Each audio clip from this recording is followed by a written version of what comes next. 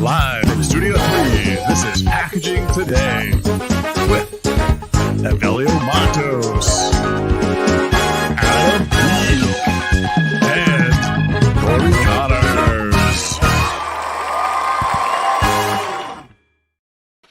Hey, what's going on, everybody? It's three alleged packaging professionals and packaging fraud. I'm allegedly a packaging professional, but I'm definitely a lazy American and a fraud. Right. So lazy, ugly, I think is what it. ugly. Yeah. That's right. I'm ugly. I'm an ugly, lazy American. Allegedly. No. That's not. That was. Oh, that's for sure. We're sure about that. I'm allegedly a packaging professional who does not care at all about recycling. That's right. Yeah, that's right. We should work on that. It's not the first time, but I was called a wet dream. So no. Oh yeah, that's right. You were. That's the wet. That was all right. That was special. That was a special weekend. Happy Mother's Day, everybody. Happy. That's right. Yeah, craziness going on the old LinkedIn, right? Yeah. When you shared that liquid death was not 100% recyclable or infinitely recyclable. Yeah.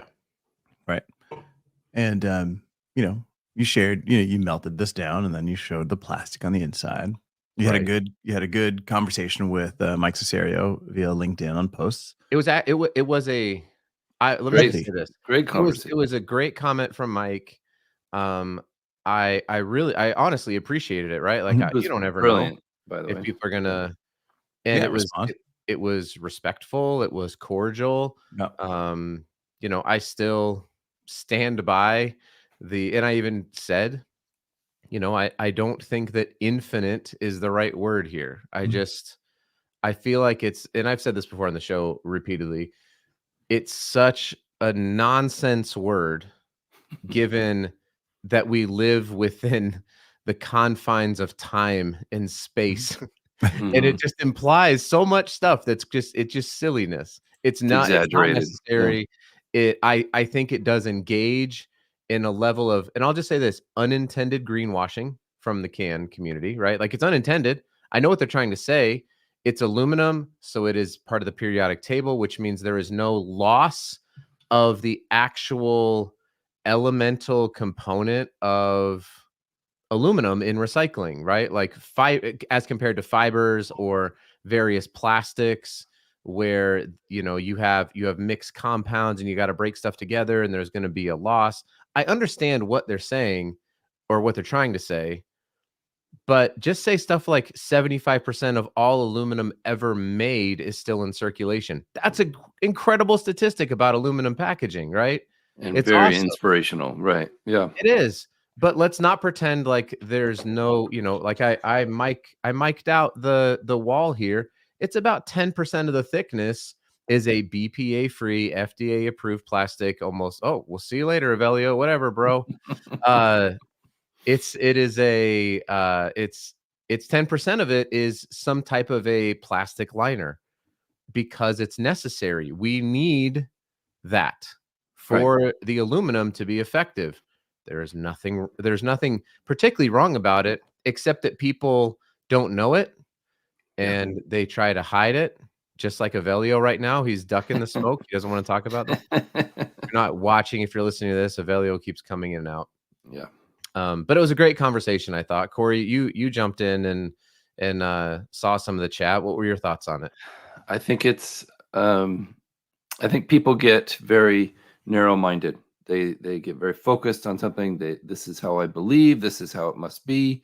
And I've been like that in the past too. It's taken me many years to adjust my thinking on certain aspects of recyclability, fiber loss, things like that. You don't realize that when they talk about recycling at first, that some of the fibers get too small and they go through the screen and they get washed out.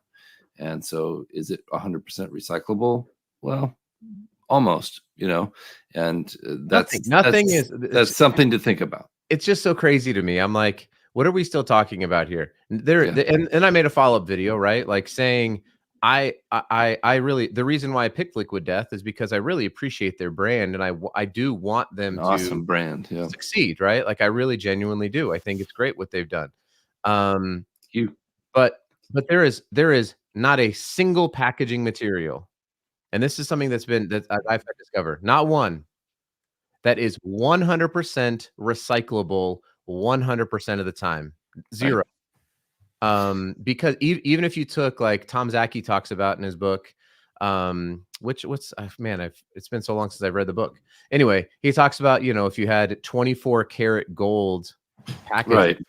that might be the closest thing that we would have to something being 100% reusable or 100% recyclable, because it has there it is, the future of packaging. Thank you, Cory.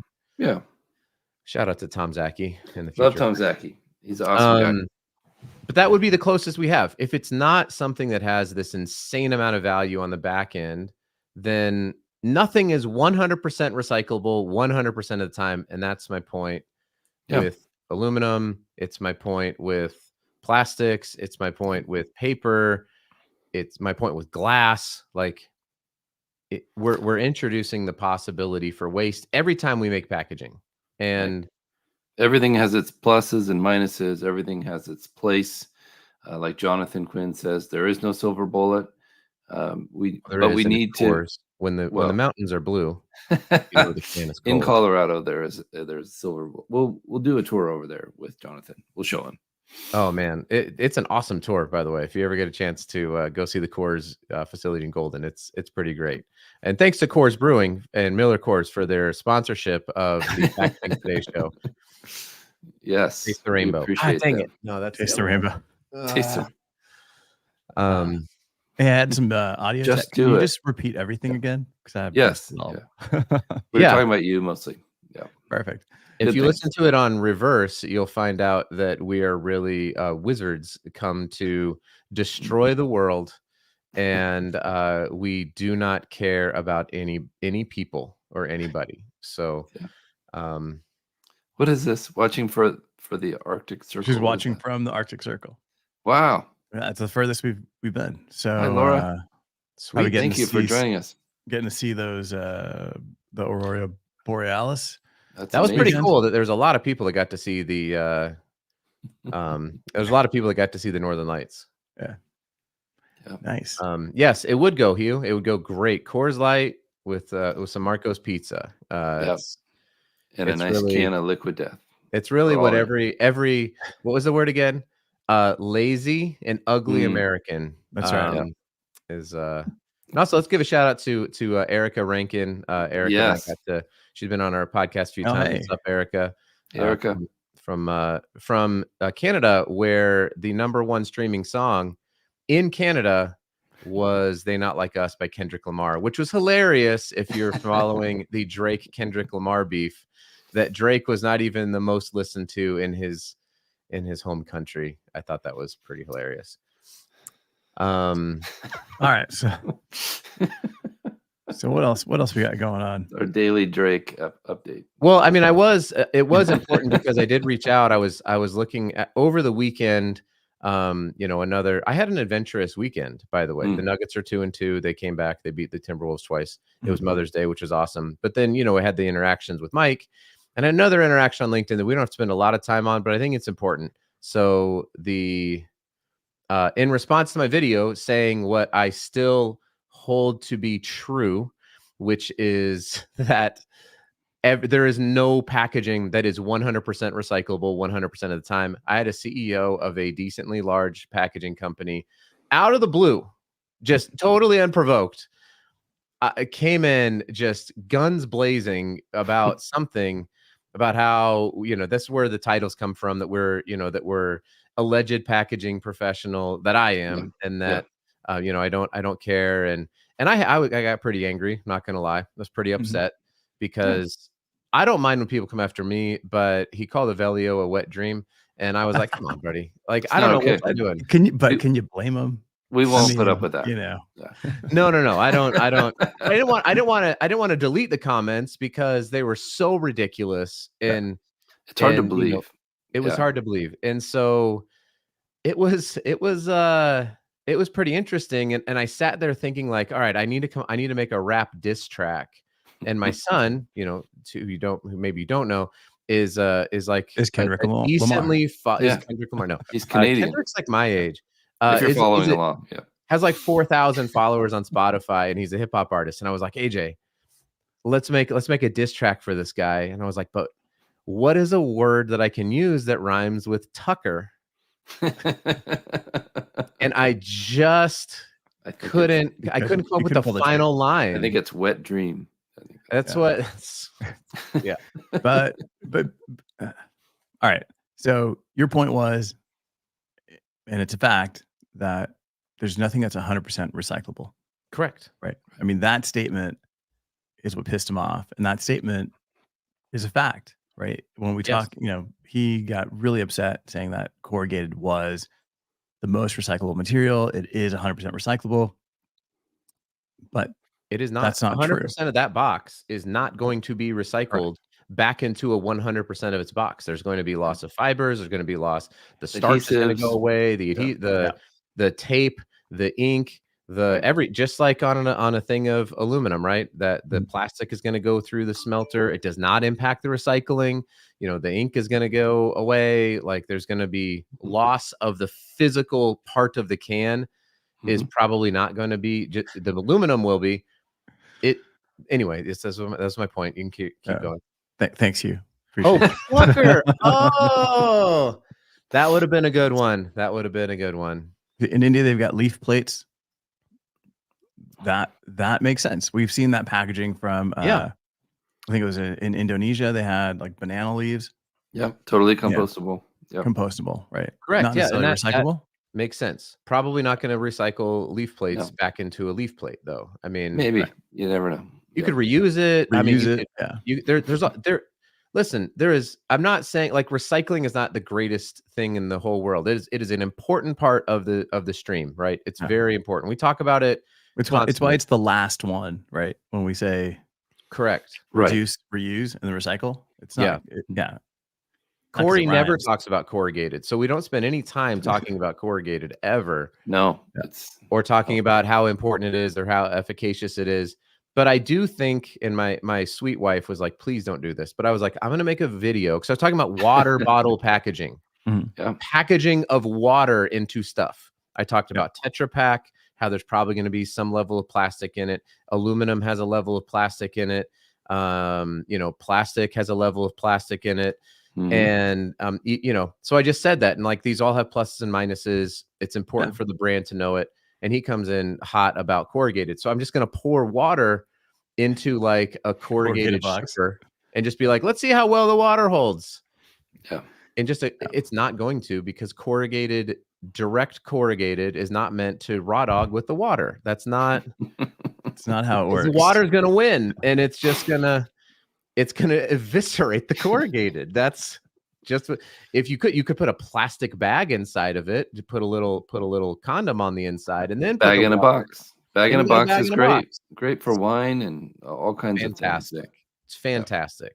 Yeah. But and then there's a few other people kind of jumped on supporting him, saying how corrugated is the best and it's the most recyclable. And then that there's a lot of ignorance, basically in this group. But I think, again, somebody getting really upset without actually reading or comprehending what the point was. Yeah. The point is that the material that there's going to be a loss of material, but that's it. Saying something that's 100% recyclable is not a true statement. And that's where we get into some of the marketing jargon, where it's like, we want to promote, we want to make sure, some of the brands want to make it clear to the consumer that something is 100% recyclable, but that's not a factual statement. And of course, with consumers, they don't have time. They don't have time to research. They don't have time to make these decisions. They're just like, oh, this one's better than this one because of this reason. Not. Let me say something too, because I wanted to write this. I typed it out multiple times and I didn't. I just sent memes like, did he just say wet dreams from the PR department? But here's the deal. If you have been in, I'm like, come on in here, people. Get If in you here, have kids. been in the industry for 45 years, No. Since 1952. well, I'm saying, but this particular gentleman was Hmm. 45 years, and you're complaining that people don't know about corrugated packaging and that Americans are lazy and entitled and they don't know what they're doing. It's because you have not educated them. You have failed to create a platform to share and to talk about the beautiful things that happen within corrugated, right? Like, we talk about it all the time. It's an amazing material. But you've been in it for 45 years, bro. Like, come It's on. my nickname. Come on, man. It is literally Corrugated's nickname. Corey has also been in Corrugated for 45 years. Yeah, that's right. I started when I was a wet dream. Yeah, that's right. But hey, listen, it's like the man in the arena, right? Like, the critic can sit there and say, but it's like people who actually get out there and are willing to put themselves out there and share true information, regardless of if it helps their company. Like, I work for a company that manufactures corrugated packaging. Mhm. Myers.com, MEYERS.com for we actually make corrugated displays. And it's totally fine to say it's not always the right material. Sometimes you want a plastic core display or a sign because it's just going to last a lot longer. It's fine to say that. Anyway, okay. I like Thomas's comment here. Yeah, so be careful with your marketing. Don't make 100%. blanket statements like this is 100% that or that is 100% this because you'll get in trouble, especially with these new laws coming out, Truth in Mhm. Labeling Acts in California. Yeah. You're going to get pinched. It's going to hurt financially. You're going to have to pull the packaging and reprint. So watch out. This is Yeah. real. This is serious. I know we're joking around, but this is a real deal. Yeah, you can't. Yeah, you can't make these statements. I know Europe is getting, is clamping down. Same in the U.S. Yeah. So people are gonna, 100%. People are gonna get pinched. Yeah. I'm just looking at Thomas's at your profile. It almost feels like it's like a NASA photo. Before the astronaut's gonna Oh yeah. go. Right. Great. I like it. I He dig it. does look like an That's astronaut. a solid. It's a solid photo. Yeah. It's gluten free. That's right. That's right. Yes, gluten-free packaging is really the best. It's a thing. I think that this this can is gluten free. I made a TikTok video about gluten free toaster. I thought it was hilarious. They advertised that this toaster was gluten free or gluten free. You know what I watched? I watched. All right, so this weekend, sitting around, lazy day with my kids, watched. It's the new movie with Jerry Seinfeld about post first Pop-Tarts. Yeah. Oh, I've heard about Kellogg's. this. I heard it was good. It wasn't good, but Oh. it was funny. It wasn't good, but it was funny because it did have a lot of packaging references in there, and it was all about how Pop Tarts were developed. But the packaging references in there were good. Just the behind the scenes thing and how post unfrosted, yeah, Unfrosted. Oh, Thanks, Mark. Mark. Yeah. coming in clutch. That's right. Yeah, that was as a packaging nerd, it was worth the watch. Hmm. Definitely check that out. I like Jerry Seinfeld. He's funny. If you want to know a little something, when I was a kid, I would wake up and I would watch Sports Center. They had 30-minute episodes, and I would wake up early for school, and I would eat 2 frosted brown sugar cinnamon Pop Tarts almost every morning, and I would Nice. watch back-to-back Sports Center. I would get up like 2 hours before I had to be at the bus stop just so I could watch Sports Center and then go out and throw the football with my friends. How See, fun. kids, Nerd. this is what happens when you didn't have cell phones. Right. Yeah. I'd watch Woody Woodpecker. What are you talking about? Yeah. That's fair. Yep. Chris asking the AI, 100%, not recyclable. So real quick here, what do we got? I got, how can I share this thing here? Let's see. I'm trying to share my screen here. This is the most exciting part of the show. That's right. Drum roll. This is the. Can you see my screen? Am I? Can you hear me? Hear me now? All right, let's do this. While we're waiting, I'm very excited to say that I've got Erin Simon from WWF on my podcast this week. She's amazing. So check it out. Yeah. WWF. Worldwide Wrestling? World Wildlife or the wrestling? World Wildlife Fund. Yeah. Formerly known as the World That's Wrestling different, Foundation. Evelio. God. Oh, But we do talk about excited wrestling for a little bit there. A lot. We talk about a lot of wrestling and with the environment. All right. So we got post of the week coming in. I know we talked about your post, Adam, pretty heavily, but Terry Mano, check him out. Creative designer, packaging designer.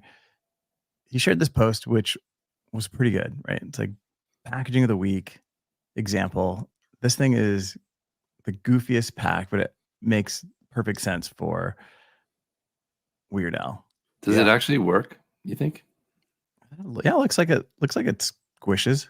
Well, it squishes. I don't think there's like they could make that produce music sound. That'd be amazing. Yeah, that'd be crazy if it made sound, but no, it's already amazing. It's incredible. Yeah, it's pretty cool. And they send it. This is a one-on-one, right? They sent it to Weird Al. Mm-hmm. He X'd about it. Yeah, tweeted, twixt. But pretty cool pack, man. And then if you're on LinkedIn, you get these things down at the bottom, these AI things.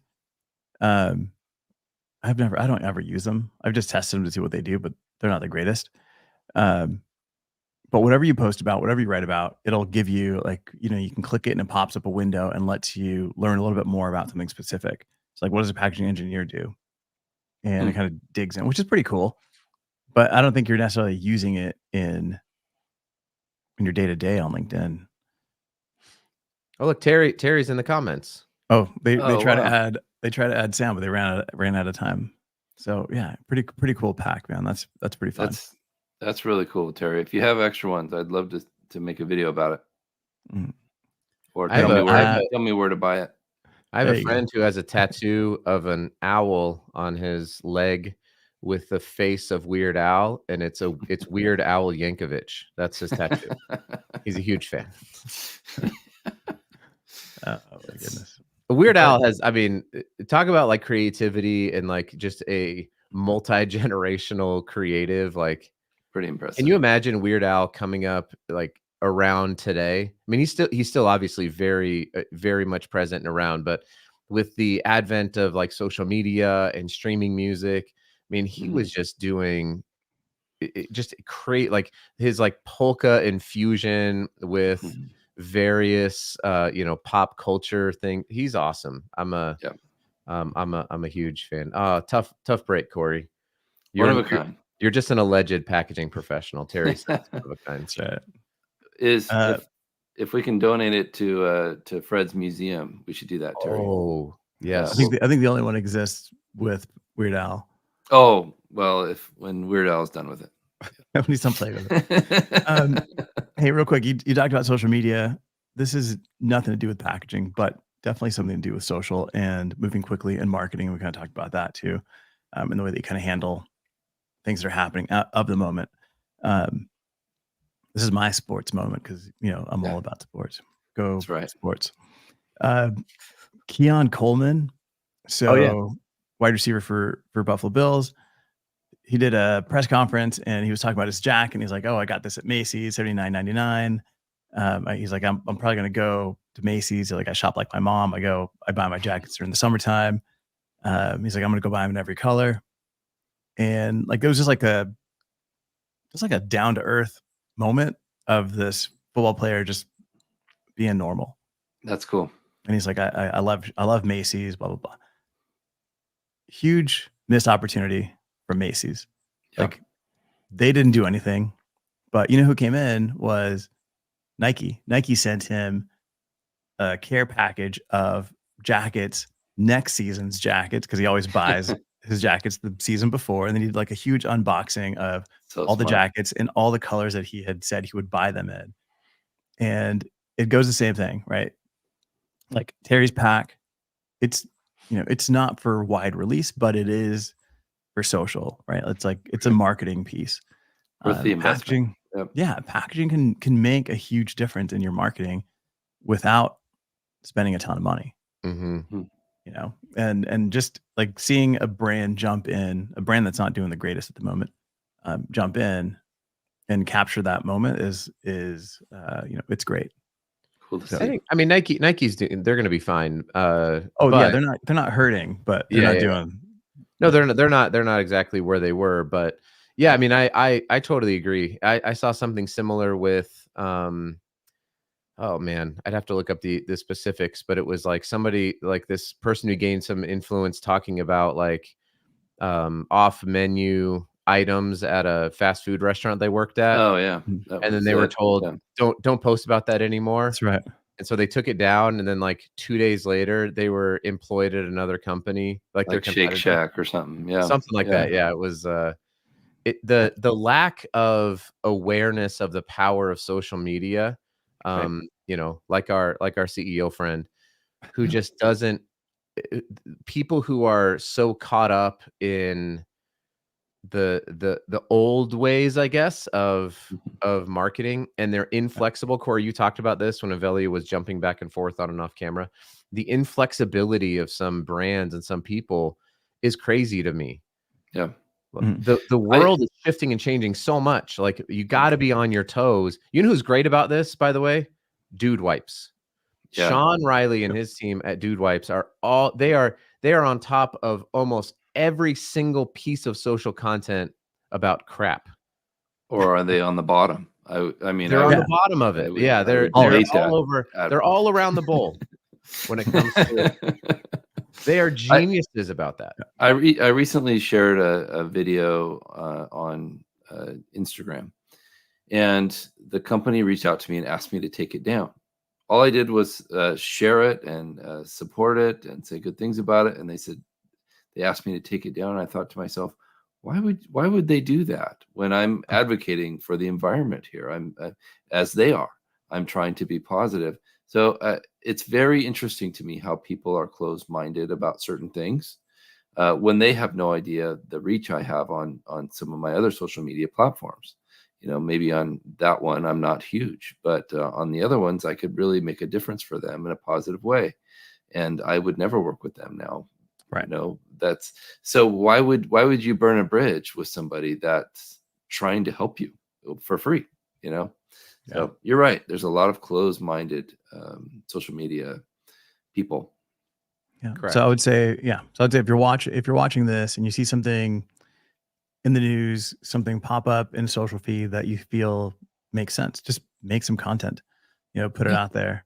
If you see somebody talking about some packaging that doesn't work and they're getting a big reach, send them some packaging that does work, send them a prototype of something, because they're going to want to keep pushing that audience.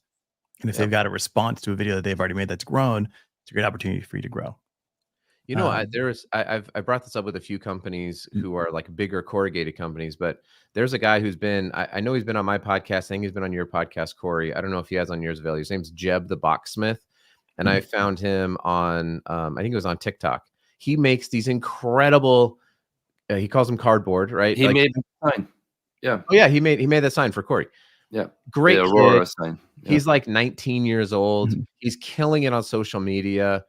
And I'm like, if I were a big, giant corrugated box manufacturer, I would be, how much money do you want every month just to, like, we'll supply you with the corrugated, right? Like we'll do something and we're going to pay you, $5,000 a month. And people might be like, oh my gosh, that sounds like a lot. For a lot of these companies, that's like a drop in the bucket on their marketing spend. Think about Uline. Sorry, Cory. But at one point they were spending $40,000 a day in online spend. You know how many? They're a great company. Do you know how many? They filled the need. You're okay. It's okay, Cory. I'm not upset. Okay. I'm bothered. Okay. I'm not upset. But I mean, they spend so much. Like, just like Thanks, look for these people. My point is this: get creative and look for these creators who are out there that are not us. There's so many incredible people who are doing great things. Hugh, there's probably amazing people who are making, syrup videos, pancake videos. right? Like, Yeah, pancake videos. Ooh, yeah. What was Hugh's comment, by the way? I didn't get to see it. you have to wonder where the decision came from, Yeah. to take that down. The person that asked me to remove Oh, the right. video. Yeah. Yeah. And then and then somebody mentioned because we don't know who the LinkedIn user is, says that they lost that moment. The Macy's lost that moment to Nike. Doesn't matter if it's overpriced or not. The fact is that they jumped on it first, and that's the thing. Is first Right. wins. You have to be fast. Yeah. By the way, just quick not connection first. to Nike. Did you That's know right. That's right. this is a little it's not first, you're best. On my TEDx video on YouTube, if you go watch it, which is now coming up on almost 4 years ago, which is crazy. But there's a note that says this video does not adhere to the standards of TED. And the reason for it has to do with Nike. And I had no clue because I wore some Nike shoes that are made from 100% recycled materials. And I talked about how Nike was doing some cool stuff. And I could not prove to TED that Nike did not pay me. They were like, were you paid to support this? I'm like, absolutely not. Nike does not. And I talked about other brands. I talked about Cotopaxi. I talked about Young Living. I talked about obviously Nike. I talked about Unilever. And they were like, were you paid by these companies? I'm like, I was definitely not paid by them. I wish. Yeah. Information. It's really, and so they had to flag it. They almost didn't put it out. They had to flag it because I couldn't prove. It was a weird thing to try to prove. Like, do you want my bank account? Like, what do you want me to do here? Yeah. How do I show that? Right. Yeah. So anyway, if you go check it out and you see that note, that's the reason why that note exists, is because I wore Nike shoes on the stage that were made out of recycled packaging or plastic. Anyway. So as we wrap up, just a quick giant note from John, going back to the original discussion, having with the country's overall low recycling rates, does it even matter, like touting a specific material as better than another? And I think this was kind of the point too, right? It's like as a country, we're not recycling, we've got really low recycling rates. So if you're pushing one versus another, it's like, okay, well, let's push one that maybe has higher recycling rates than the other ones, but we still have to make sure we make it easy for consumers to recycle. I get lazy. And be sometimes. honest with them. Be honest. But even as a consumer, I get lazy sometimes where I'm like, oh, I'm not going to recycle this one. It's easier to just toss it in the bin. Yeah, sure. We all do. It's a fact, right? Yeah. So it's not always about education. Sometimes it's just, we are lazy Americans. I don't know. Well, and also there's it's going to be a technology play, right? Like Mikey and Scrap, I think, are doing some great stuff where we have to figure out a way to make it easier for people to understand it. So even Mr. Plucker's comment about like how he just said if we could just convince Americans to empty, flatten, it's like, nope, you're lost. Yeah. If it's required to recycle corrugated for somebody to take a box, break the whole box down, and then file it away nicely into their bin, that's, as much as I hate to say it, it's too much work. So there's got to be ways in which, and we're working on it through AI, through optical sorting, through software like Scrap. We're all trying to do stuff to make it easier for people to just drop their things in. It'd be great to just have one bin, just put everything here, and then we'll figure it out. That would be awesome, right? We're not there, but I think there's people working on it who are way smarter than us, and I think we'll get there. Or we could be like, some of these different European countries that have 8 bins in their house. Yeah. Or Japan that has 21, right? And 9 million unoccupied homes in Japan currently. It's a huge, massive crisis there. Yeah, they're moving because it's too hard to recycle. They're like, I've done room for 21 bins in my house. We've solved the problem. Yeah. All right, guys. If Japan just had the Scrap app, then their economy would be humming along. That's it. That's right. Scrap's on. All right, guys. Thanks so much. We'll catch you guys next week. You can hear the replay here on LinkedIn. If you have any comments, go ahead and post them on here. Do us a favor, if you're watching this on YouTube, subscribe, hit the little bell thing so you can get notified when we're on again. Leave comments because we keep as you've seen over the weekend, we jump on here and we talk a lot of trash. See you guys. See you. Live from Studio 3, this is Packaging Today.